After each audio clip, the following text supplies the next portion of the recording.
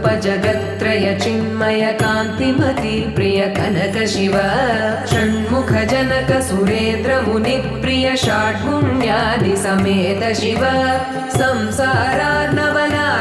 शाश्वत साधु हृदि प्रियवास शिव हर पुरुषोत्तम अद्वैतामृत